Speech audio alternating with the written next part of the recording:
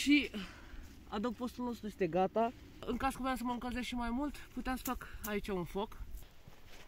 Salut, sunt Tactical Bear și astăzi o să vă arăt un tip de adăpost pe care eu îl folosesc destul de mult în aventurile mele prin natură, prin Codru, cum puteți vedea. O zi foarte frumoasă, destul de cald pentru octombrie, cred că sunt 10 grade, 15, de obicei trebuie să fie mai frig, dar e ok. O să mergem un pic spre pădure să vă arăt adăpostul pe care îl folosesc de obicei,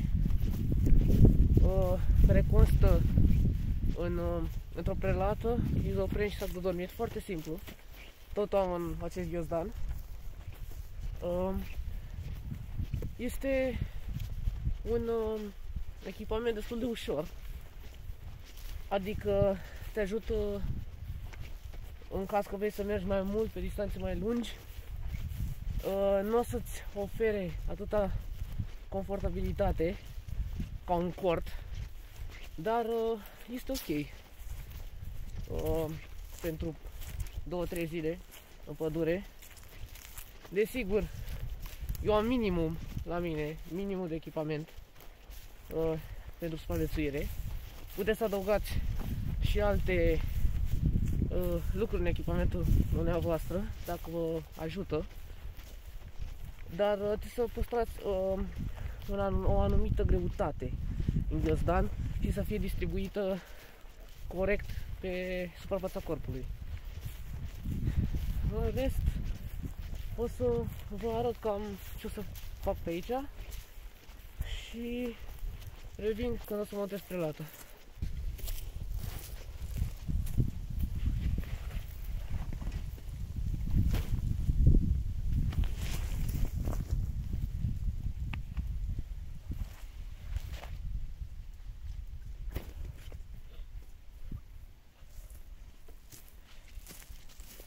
Bun, deci acum o să montăm ponchoul, o să legăm de copac cu unul dintre copacii aceia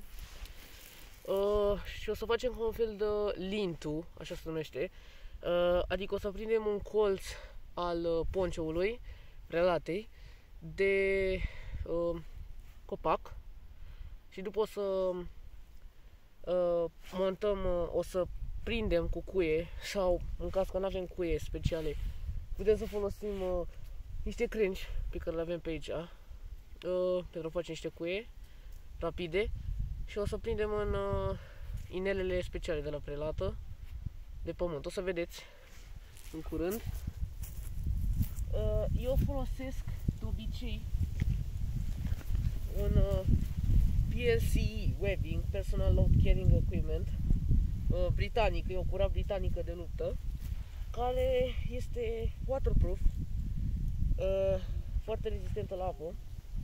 Materialul e destul de dur și în caz că vreți să știți de unde am luat-o, este pe Military Surplus, a fost în jur de 100-120 de lei, transport gratuit.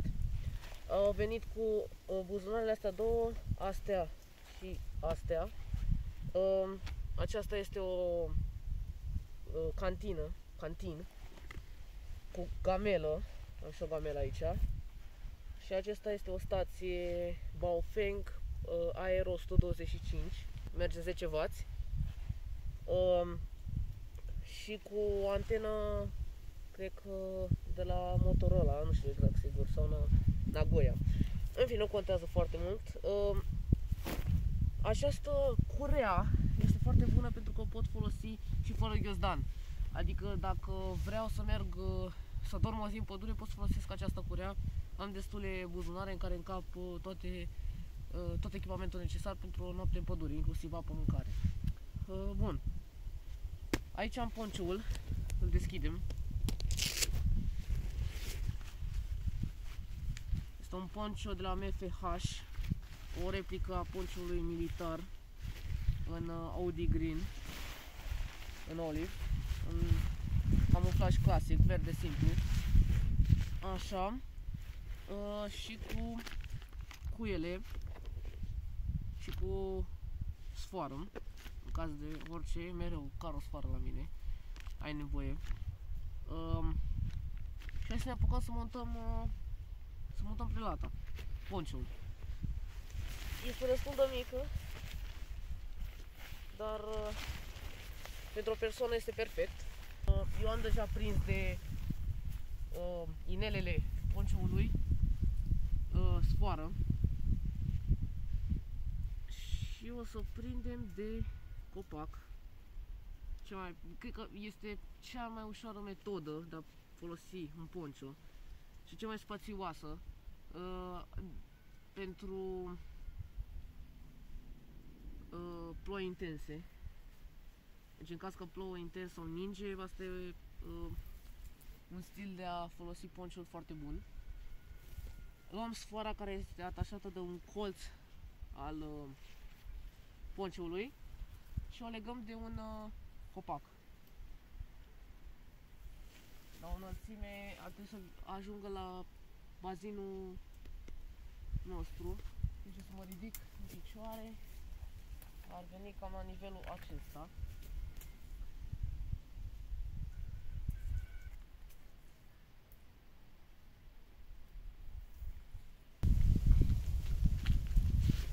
Avem nevoie de 3.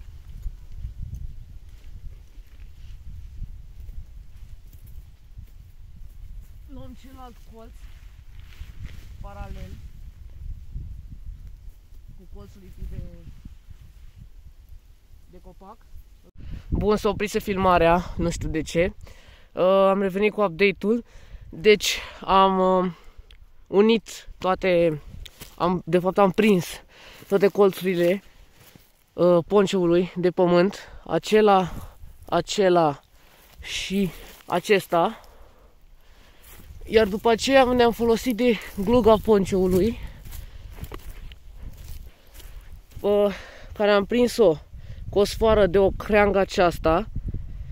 Iar după aceea am dus sfoara și am ancorat acolo. Și așa am reușit să creăm mai mult spațiu în adăpost.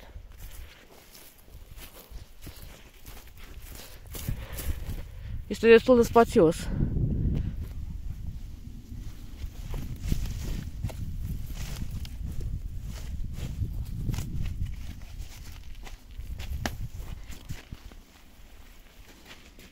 Și adăpostul nostru este gata. De obicei aș fi pus și încă o prelată specială pentru pământ pe jos, în caz că este ud să nu se văd izoprenul și eventual sacul meu de dormit. O puneam pe jos, puneam izoprenul peste și după aceea sacul de dormit și în caz că vreau să mă încălzesc și mai mult, puteam să fac aici un foc. Acest adăpost este foarte bun pentru ploi abundente sau pentru ninsoare, deoarece avem apărare anti-interperiilor în față, în dreapta, dar în același timp avem și putem să vedem și foarte bine în jurul nostru.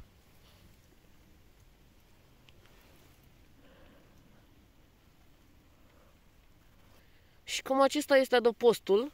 Se montează foarte rapid, cred că 1 minut, 2 durează maxim. Se demontează mai rapid și nu consumă spațiu în ghiozdan. Adică veți putea sta pe o perioadă mai lungă de timp, deoarece veți avea mai mult spațiu pentru alimente, pentru apă în ghiozdan, în loc să vă cărați cu greutate în plus cu un cort care se montează greu, se demontează greu. Nu este modular deloc, nu îl puteți folosi cum vreți, cum am făcut eu. Pot să pun prelata asta oriunde, pot să o folosesc și ca pelerină, nu mai trebuie să mă car cu o pelerină după mine. Este mult mai avantajos. Într-adevăr, confortabilitatea nu este la același nivel. Cam acesta a fost cu videoclipul de azi, sper că v-a plăcut. A fost mai mult un videoclip, să zicem, informativ, dar care vă poate ajuta în caz că vreți să aveți și dumneavoastră o experiență frumoasă în natură, în Codru, deoarece România este o țară frumoasă. Am atâta cu videoclipul de astăzi. Sper că v-a plăcut. Dați un like și un subscribe dacă vreți să mai vedeți videoclipuri de genul.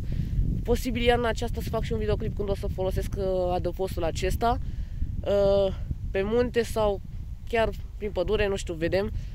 O să mai fac videoclipuri de genul acesta. Și nu uitați, Dumnezeu este real și vă iubește pe toți, de aceea a reușit să facă această creație minunată de care toți trebuie să fim bucuroși. Doamne ajută!